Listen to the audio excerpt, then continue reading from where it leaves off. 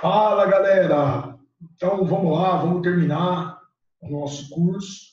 E eu fiz questão de gravar para vocês esse final, para que não ficasse faltando nada.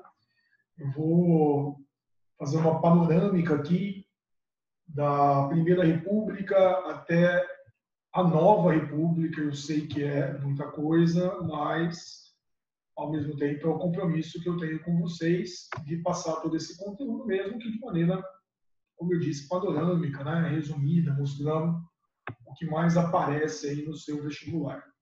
Tá? Vocês já devem ter recebido esses slides. Então, eu vou passear aí por todo esse período, mostrando o que vem aparecendo com maior frequência nas provas. Beleza? Então, por exemplo, ó, vocês já devem ter visto várias questões, inclusive em Unicamp, pedindo sobre a figura feminina na proclamação da República, né? De onde vem essa imagem.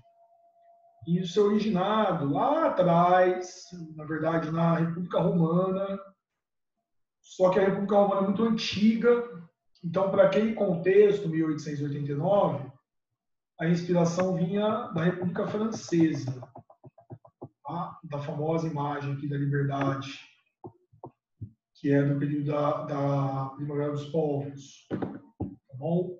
E essa mulher, ela representava a pureza, a bondade, a liberdade, e era oposto ao papel do homem, né? O imperador, o rei, que tinha uma imagem muito desgastada naquele período, principalmente pelo que vocês viram naquele contexto da proclamação. Tá? Então, fica ligado que isso é muito utilizado nas provas, porque a imagem da mulher foi utilizada. Um outro ponto também bacana, que já apareceu na prova da Unesp, segunda fase, e eu já citei um pouquinho isso, é a construção do imaginário da República. Tiradentes vai ser muito utilizado, Tiradentes esquartejado, principalmente porque o Tiradentes era um militar, né? Ele era um alferes, lembre-se lá da imagem que vai formar aqui, né, do mapa do Brasil, o Tiradentes como um Cristo, para tentar criar uma popularização da imagem, para que digamos assim, para que o regime se popularizasse. Era essa a ideia. E aqui também aquela imagem da proclamação da República, que idealiza como um movimento, né, também de características próximas à população, longe da imagem de um golpe militar, como de fato foi historicamente. Bom, o começo da República, vou até abaixar aqui, né, esperando que eu saia no vídeo, você tem uma grande relação com os Estados Unidos. Você tem aí um período de intimidade, de início de uma proximidade com os norte-americanos. A bandeira foi praticamente igual à dos Estados Unidos, só mudou as cores e o número ali de estrelas. O Brasil começa chamado de Estados Unidos do Brasil, né? República dos Estados Unidos do Brasil. O primeiro momento foi a da espada, né? Porque foram os governos militares. E aí eu sempre enfatizo, isso também já foi o Unesp, todo o período de 89 até 30 é chamado de Primeira República ou República Velha. Todo o período. Então, a primeira fase, né, o primeiro momento é da espada, porque foram os militares, Marechal Deodoro e Floriano. Tá? O segundo momento, né, ou a segunda fase da Primeira República ou República Velha, é oligárquica ou café com leite, se deve lembrar pela alternância entre São Paulo e Minas. Legal? Então, assim, lá no Deodoro, primeiro o governo provisório, porque não tinha Constituição, depois o governo constitucional, quando ele cria a primeira Constituição da República. Tá? Aí você lembra lá, federativa, 3 poderes, presidencialismo, há 4 anos sem eleição, Estado laico, o voto é masculino, 21 anos, o voto aberto. Aqui a gente vai ver que vai ser algo muito importante para que daqui a pouco nós tenhamos o voto de cabresto, que já existia, mas ele se fortalece agora, ele é direto para os alfabetizados, só que já vinha desde o final do Império, né? A reforma de Saraiva já foi FUVEST, A reforma Saraiva introduziu o voto direto e o voto dos alfabetizados. E aí, no governo Floriano, faz muito tempo que não cai nada, que não aparece. A gente vai ter uma crise econômica, né? A crise do encilhamento, uma tentativa de industrialização, vai queimar o filme do Rui Barbosa. E aí vai ter muita especulação, empresa fantasma, né? A gente vai acabar imprimindo papel moeda, baseado no empréstimo feito lá com os ingleses, vai acabar gerando inflação no endividamento externo. Tá? Floriano não tinha nada de republicano, ele era um monarquista, se tornou um republicano de última hora, acabou fechando o Congresso porque não aceitou a lei de responsabilidade, né, que criava ali o pressuposto de impeachment.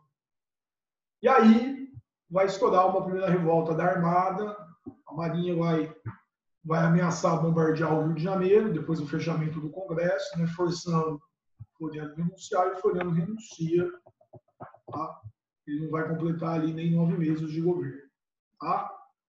E aí vai ter uma briga política, porque o Marechal Floriano deveria convocar uma nova eleição, ele não convoca. Aí vem aquela questão da interpretação constitucional, né? Como ele não governou mais de 2 anos, ele não teve o Deodoro não governou mais de 2 anos, então a gente tem que ter uma nova eleição. Mas aí a turma do Floriano dizia que ele foi eleito indiretamente, então ele não entrava nesse dispositivo constitucional. E ele acaba assumindo e vai gerar uma série de problemas. Né? O estilo de governo dele era um estilo de governo muito autoritário, que foi chamado de republicanismo jacobinista. Tá? Então, é autoritarismo, centralização do poder, medidas populares. Pensa que ele vai dialogar com o jacobinismo francês, que vocês já conhecem. Vai acabar tomando medidas parecidas com aquela do Robespierre, né? A lei máxima, congelando preços de alimentos, aluguéis, vai construir casas populares. E durante o seu governo vai ter muita oposição. Você vai ter uma revolução federalista, que aí é difícil aparecer, se aparece para quem vai prestar o Sul. Tá? De um lado, o grupo pró-Floriano, né, do Júlio de Castilho, outro contra Floriano, do Silveira Martins. Vão começar a brigar lá no Sul e vão se juntar também à segunda revolta da Armada. A Armada, né, que é a Marinha, vai tentar derrubar o Floriano, como derrubou o Deodoro, só que agora o Floriano vai reagir, vai lutar contra a Armada e vai acabar vencendo a Armada e vai acabar sendo chamado de Marechal de Ferro. Esse é o apelido dele. Com o Prudente de Moraes, esse foi o primeiro presidente eleito diretamente. Ele começa aqui a ligação com o café. E o que mais aparece é a Guerra de Canudos. Turma, Guerra de Canudos. O que você vai ter que lembrar? Canudos era um vilarejo de sertanejos.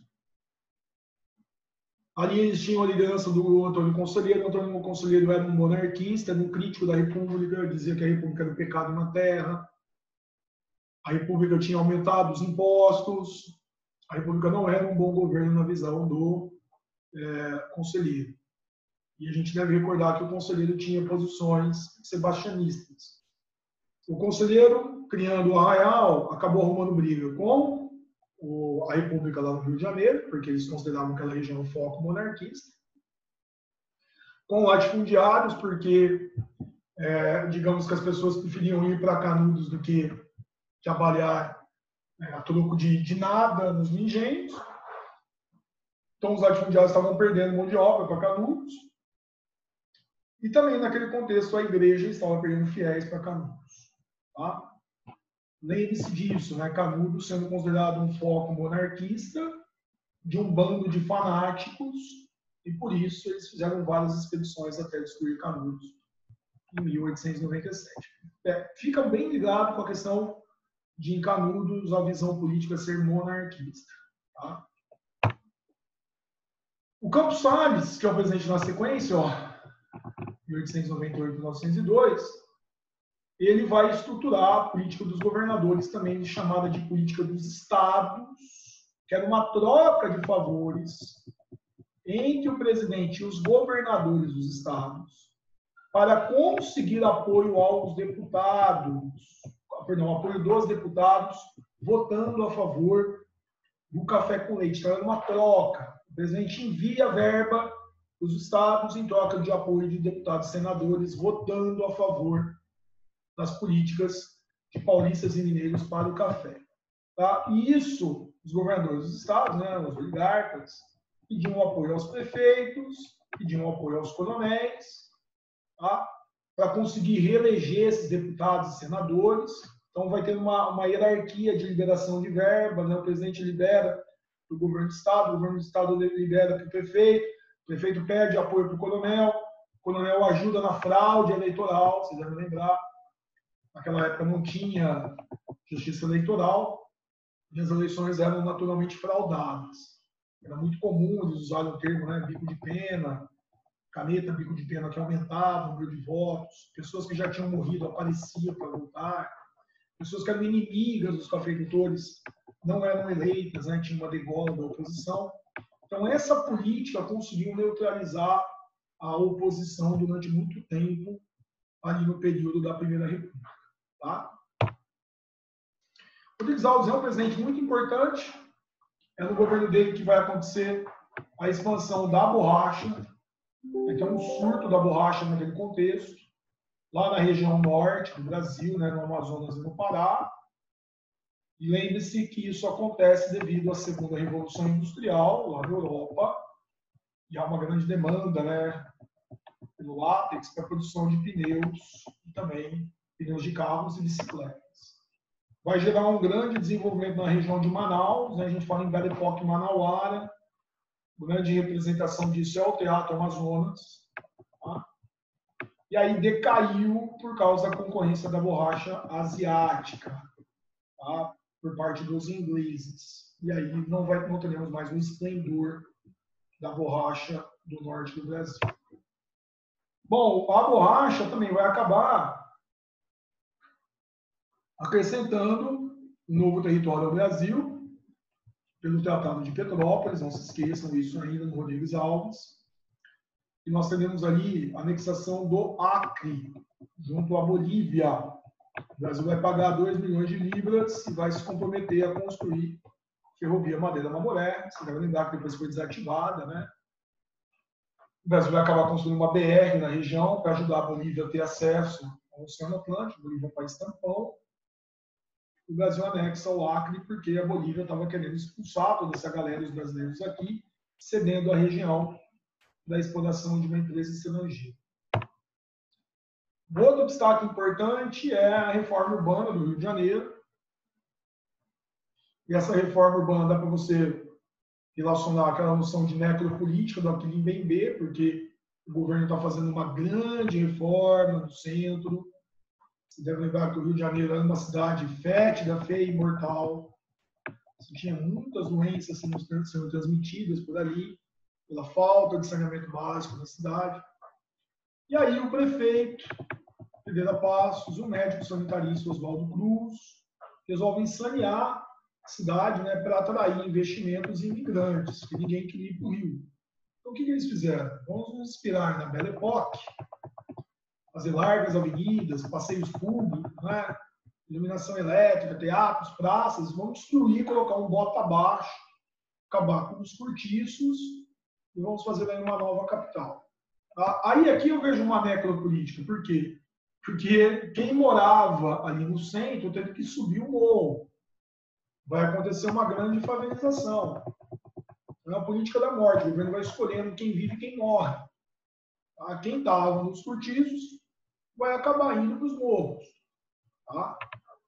E é nesse contexto que vai acontecer a revolta da vacina, em um assunto atual, né, puxando para o que está acontecendo hoje. Interessante a gente perceber que a vacinação, naquele momento obrigatória contra a varíola, vai acabar gerando uma reação da população. Mas eu sempre digo que a vacinação obrigatória é a ponta do iceberg. O iceberg inteiro, acho que todo mundo já consegue visualizar, são os problemas sociais e econômicos. Quando veio a vacinação obrigatória contra a varíola, a população se rebelou e acabou fazendo uma revolta que durou uma semana. Né? Inclusive, no meio da revolta, vai ter uma tentativa de golpe contra o Rodrigues Alves, golpe militar, que ele também vai conseguir neutralizar. Final do governo Rodrigues Alves, vai acontecer o convênio de Taubaté. Lembra que era uma política de valorização do café, que a gente teria a compra dos excedentes do café por meio de empréstimos internacionais. Tá? A ideia era manter o preço do café em alta, desvalorizando o câmbio. A ideia de desvalorização cambial já vinha desde lá do Fundo de Loan, no Campos Salles, quando a gente renegociou a nossa dívida externa. Tá? O Rodrigues Alves vetou o convênio. Ele achava que não seria positivo para o Brasil financeiramente. Mas mesmo assim, toma cuidado, hein? O convênio ele aconteceu pelos estados. Os estados de São Paulo, Minas e Rio de Janeiro, eles fizeram um convênio, tá? Sem o apoio do governo federal. Mas na sequência, o presidente Afonso Pena, ele vai tornar o convênio de Taubaté federalizado. Ele vai pegar dinheiro do governo federal e vai bancar o convênio de Taubaté. É um governo que, olha, há muito tempo eu não vejo aparecendo no vestibular. Ele vai tentar estimular a vinda de imigrantes, né? Governada por Boar, gerar uma interiorização do Brasil, com ferrovias, né? Telégrafos, um contato do centro com o interior, vai ter um contato mais humanitário com os nativos, e vai criar também o SPI, o Serviço de Proteção ao Índio, o Marechal Rondon, que vai ser um embrião da FUNAI. Ele acaba falecendo, né? E o vice dele, o Nilo Peçanha, vai romper com o café com leite, ele vai indicar um militar na eleição, o Hermes da Fonseca. E a gente vai ter uma campanha muito curiosa naquela época, que é uma campanha civilista, em que nós teremos de um lado a lei e do outro a espada, tá? Ou a pena e a espada. A propaganda do candidato dos cafeicultores, o Rui Barbosa, vai ser essa: vamos votar num civil e não num militar. Mesmo assim, o Rui Barbosa foi derrotado e o Hermes da Fonseca ele foi a ruptura no café com leite. A primeira ruptura, né, porque ele era um presidente militar. Importante no Hermes, já caiu no Enem, revolta da Chibata. A revolta da Chibata lembra muito a situação da escravidão. Os marinheiros, então imagina que a base da marinha vivia as piores condições possíveis de trabalho, recebia muito pouco, ela trabalhava muito e ainda sofria as chibatadas. Sofriam centenas de chibatadas quando tivesse algum tipo de sublevação, revolta dentro da marinha.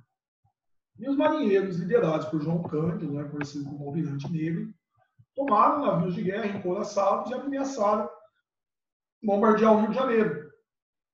No primeiro momento, ela foi um sucesso, né? Anistiaram os revoltosos, aceitaram o fim das chibatadas, mas acabou acontecendo uma outra revolta depois dos fuzileiros navais, e aí a galera foi reprimida, muitos morreram, outros foram mandados para o Desterro, que era no Acre, né? O João Cândido, que você vê aqui, ó, foi mandado para o Acre, a galera mandada para o Acre para construir a madeira Mamoré. Tá? E era muito complicado porque situações de saúde no Acre eram precárias e a galera acabava morrendo por lá mesmo. Ele vai fazer uma política das salvações para tentar acabar com o coronelismo, acabar com o café com leite. A ideia dele era interferir nos estados e acabar com a política dos governadores. A ideia dele era colocar no poder nos estados seus aliados, tirando aí governadores que eram a favor do café com leite. Tá? E aqui vai ter um grande problema, porque ele vai acabar interferindo lá no Ceará, tirando uma família de latifundiários do poder, a família Zacioli, aí vai colocar no local um coronel chamado Franco Rabelo. Quando ele fez isso, deixa eu ver se vocês conseguem visualizar aqui, o Franco Rabelo começou a interferir em prefeituras para tentar trazer aliados. Né? Então, vou tirar prefeitos do poder e vou colocar meus aliados. E ele foi se meter lá em Juazeiro, onde o prefeito era o Padre Cícero. Tirou o Padre Cícero do poder, a população não gostou e se juntou ao Padre Cícero, que era visto como um homem santo, mas que também apoiava os coronéis. Tá? E o Hermes da Fonseca vai ter uma derrota cachapante aqui, porque o povo vai se juntar ao Padre Cícero vai conseguir manter o Padre Cícero no poder nessa revolta que foi chamada de Juazeiro. Tá? O presidente, na sequência, o Venceslau Braz, tem todo o seu mandato marcado pela Primeira Guerra Mundial. E aqui os cafeicultores voltam ao poder, né, falando um pacto de pente fino, pacto de ouro fino, tá, para a volta desses cafeicultores, né, na aliança entre São Paulo e Minas. Mas o que é mais marcante é o Brasil na Primeira Guerra Mundial. Se você for prestar o EL e o EN, o Federal do Paraná, pode aparecer a Guerra do Contestado, muito semelhante a Canudos. Você tinha um líder ali, ó, messiânico, que era o João Maria e o José Maria, né? Foram dois grandes líderes naquela época, que acabaram fundando por ali uma monarquia celestial, então vai ter o mesmo argumento. Ah, os caras eram monarquistas, sebastianistas, só que a diferença é que aqui não tem a seca de Canudos, e um fator econômico muito importante naquela época foi essa linha férrea ligando São Paulo até Porto Alegre, que vai surgir aqui, e a linha férrea passava bem onde moravam os habitantes do Contestado, que cultivavam ervais, madeira, e essa galera teve que sair daqui, acabou tendo um impacto gigantesco na economia que eles desenvolviam. Como eles não aceitavam sair daquela região, né, acabou gerando uma guerra que matou milhares de pessoas. Tá? O pessoal do Contestado foi derrotado. A participação do Brasil na Primeira Guerra Mundial é uma participação muito débil. A gente entra na guerra depois de bombardeio alemão, feito a navios mercantis do Brasil lá na região da Europa. O Brasil se junta à Entente, lembra lá Inglaterra, França, Rússia e Estados Unidos. Só que a nossa participação foi lamentável, né? A gente ajudou no auxílio médico, patrulhamento do Atlântico, tem aquele famoso episódio da Batalha das Colinas, fomos atirados contra golfinhos. Mas o que é interessante é ver os efeitos da guerra na economia do Brasil, né? Porque vai acabar gerando um surto industrial aqui no Brasil, porque a gente vai ter uma diminuição de importações. Então, quer dizer que, por causa da guerra, a gente não está conseguindo importar, então vamos fazer o quê? Vamos produzir aqui no Brasil. Então, vai ter uma política de substituição de importações, principalmente de não duráveis. Veja que é semelhante lá no período do Mauá, como você viu. Como cresce esses setores industriais, burguesia e operários crescem também. E aí é que vem um grande ponto. A gente vai ter uma grande exposição da questão social brasileira. O que é essa questão social brasileira? Nós tínhamos uma exploração total dos trabalhadores. Tá? Não existiam leis trabalhistas naquele instante. Vão começar a surgir algumas em relação ao trabalho infantil e tal, mas não havia cumprimento. Mas vão surgir por causa das revoltas que vão acontecer aqui. Tá? Então a galera ganhava muito pouco, trabalhava demais, crianças, longas jornadas. E esses operários eram muito influenciados pelos imigrantes, que já estavam chegando ao Brasil. Você lembra disso? E aí esses imigrantes vão acabar introduzindo ideais anarquistas, anarcossindicalistas, socialistas, que vão influenciar na greve geral de 17, mesmo ano da Revolução Russa. Não se esqueça. Eles vão receber um pequeno aumento salarial, nada muito além disso, mas o movimento vai ficar muito marcado agora e vai ser muito reprimido a partir de então. Tá? Nós tivemos aí uma eleição, logo depois, né, o Rodrigues Alves foi eleito, acabou falecendo por causa da gripe espanhola, né, foi uma das vítimas da gripe espanhola. O vice assume, Delfim Moreira, convoca novas eleições, quem vence é o Epitácio Pessoa, que é essa figura que está aqui. Beleza? Ele representava as oligarquias do Nordeste, mas ele era aliado dos cafeicultores, então por isso ele não é um rompimento no café com leite. O governo dele é muito marcado pelo final. Essas questões que acontecem aqui, compra de excedente do café, repressão do movimento operário, vai acontecer a Semana de Arte Moderna e tal, são eventos menores. O que mais aparece é um conflito militar. Ele vai começar a nomear ministros civis para as pastas militares, né, para os ministérios militares. Isso vai deixar insatisfeitos os militares.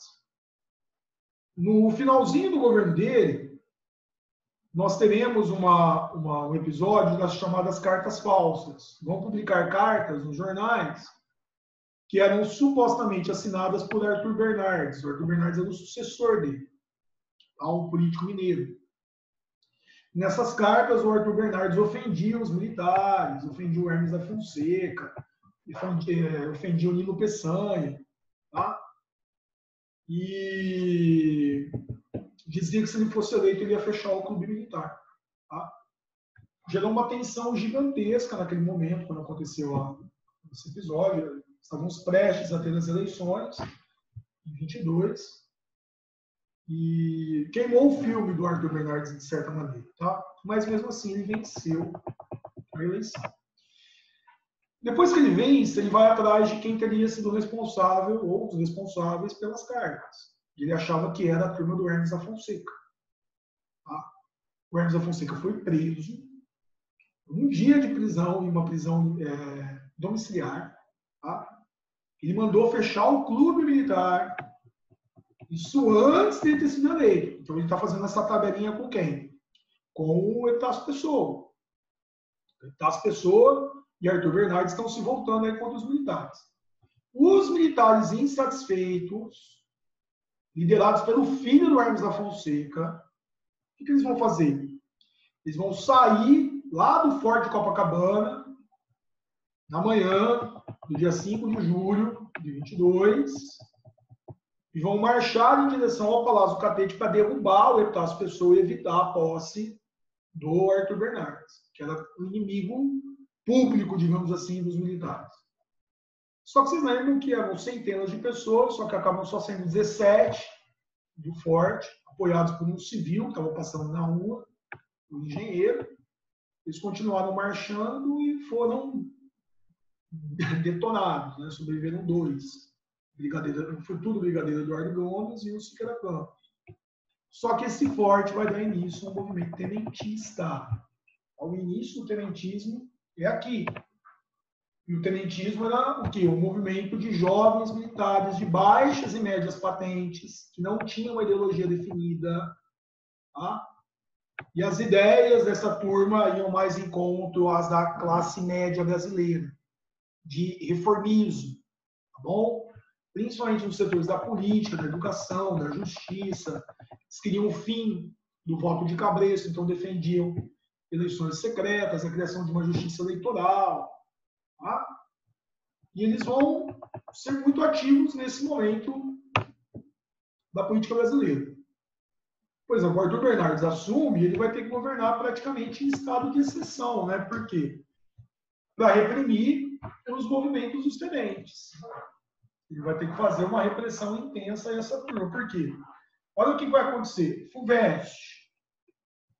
2 anos depois da revolta do Zorro Forte, vai acontecer um novo levante tenentista, chamado de Revolução Paulista, que agora a ideia era derrubar o Arthur Bernardes e acabar com a República Oligárquica. Agora os tenentes já são mais organizados, digamos assim. Né? Lembrando que eram militares de baixas e médias patentes. Eles chegam a tomar o poder em São Paulo, eles queriam ir ao Rio para derrubar o Arthur Bernardes, só que aí vem o contra-ataque do Arthur Bernardes, bombardeia São Paulo, derrota esses tenentes, e aí a galera vaza. Vem aqui pelo interior de São Paulo, vai fugir para o sul, vai se encontrar lá na região de Foz do Iguaçu, um outro grupo de militares, liderados pelo capitão Luiz Carlos Prestes, que vão formar a coluna Prestes, ou coluna Miguel Costa Prestes, ou coluna Fênix. E aí eles vão percorrer o interior do Brasil, divulgando os ideais tenentistas, tentando trazer para dentro do movimento camponeses e atacar, então, o Rio de Janeiro e derrubar o Arthur Bernardes. Veja que eles andaram muito, 25 mil quilômetros, durante aí praticamente 3 anos. Vai acabar dando errado, porque eles foram reprimidos, poucas pessoas se juntaram ao movimento, e aí acabou o governo do Arthur Bernardes e a coluna se espalhou ali pela fronteira do Brasil com a Bolívia, com a Argentina, enfim. O último presidente é o Washington Luiz. Político de carreira em São Paulo, Tá? Ele que dizia que governar é abrir estradas, mas ele pouco fez em relação a isso. No governo dele, a gente tem aí o auge do cangaço. Lembrando que o cangaço é um movimento de banditismo social, chegaram a enfrentar a coluna Prestes, lá no Nordeste, né, contratados pelos oligarcas do Nordeste. E esse movimento surge muito graças às condições de vida ali do Nordeste, que eram as piores possíveis, né, latifúndio, seca, miséria, ausência de oportunidade, vocês já sabem disso. Então, o cara do Nordeste, devido a essas condições ruins para conseguir sobreviver, qual é a ação que ele faz? Ou ele vai para um movimento messiânico, como foi o Canudos, como foi a de Cícero, ou ele vai embora e vai tentar uma oportunidade na região da borracha, ou então ele vai pegar em armas e vai defender a sua região e vai fazer assaltos, sequestros, sobreviver com isso. Por isso que é interessante você visualizar que tem uma visão negativa do cangaço, que é a visão do Estado, né? De desordem, de crime, também os latifundiários, de maneira geral, viam dessa maneira. E uma visão positiva da literatura de cordel em olhar para o cangaço como um herói popular, porque ele é proveniente do povo. É uma pessoa de muito respeito. Nessa época, o Brasil vai sofrer os efeitos da crise de 29, nós vimos isso. Tá? A crise vai mostrar como o Brasil é um país atrasado, um país que dependia muito da exportação de café. Com essa crise que o Brasil passou, ela vai atingir em cheio a época das eleições em 30. Tá? Então, imagina que a gente vai para as eleições com uma crise significativa. E o Washington Luiz acabou indicando novamente um paulista, que era o Júlio Prestes. Tá? Deixa eu ver se eu vou sair daqui. Está vendo aqui o Vargas derrubando o Júlio Prestes da cadeira, né? Com licença, seu Julinho. Eles dois disputando aqui a cadeira, né? Essa cadeira é minha, essa cadeira é minha. Então ele indica, o Washington Luiz, ele rompe com o café com leite. Ele não gostava do candidato de Minas, que era o Antônio Carlos. E ele indica novamente um paulista. E vai ter um rompimento no café com leite, né? Minas vai se juntar à turma do Rio Grande do Sul, da Paraíba, tal, e vai lançar o Getúlio Vargas por um time político chamado de Aliança Liberal, que era composto por oligarquias dissidentes. Lembrem-se, o Júlio Prestes ganha a eleição, mas ele não leva. Por que ele não leva? Bom, a Comissão Verificadora de Poderes fez uma degola da oposição, tá? Tirou os candidatos que foram eleitos da Aliança Liberal, como deputados e senadores. E aí vem um evento que põe fim ao governo dos paulistas, né? Lá no Nordeste, no Recife, o candidato a vice na chapa do Vargas, vice-presidente João Pessoa, foi assassinado. E eles acreditavam que era um crime político. Depois você descobre que não era, né? Um crime por questões passionais. O João Pessoa foi assassinado, e aí as oligarquias dissidentes, apoiadas pelos tenentes, também por militares de altas patentes, iniciam uma revolução pelo Brasil, porque acreditavam que o João Pessoa tinha sido morto a mando de São Paulo. E aí eles vão indo, né? Os tenentes tomam o poder no Nordeste, o Vargas toma um trem, chamado Trem da Vitória, lá do Sul, e vai até o Rio de Janeiro.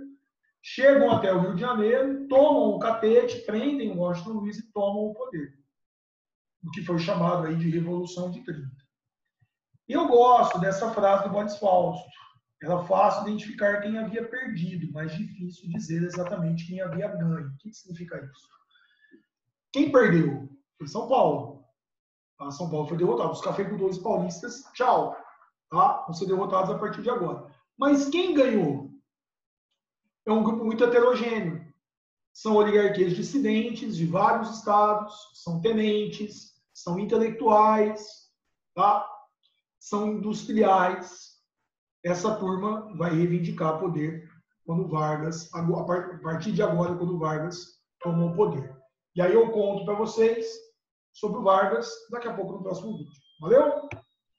Então, até já.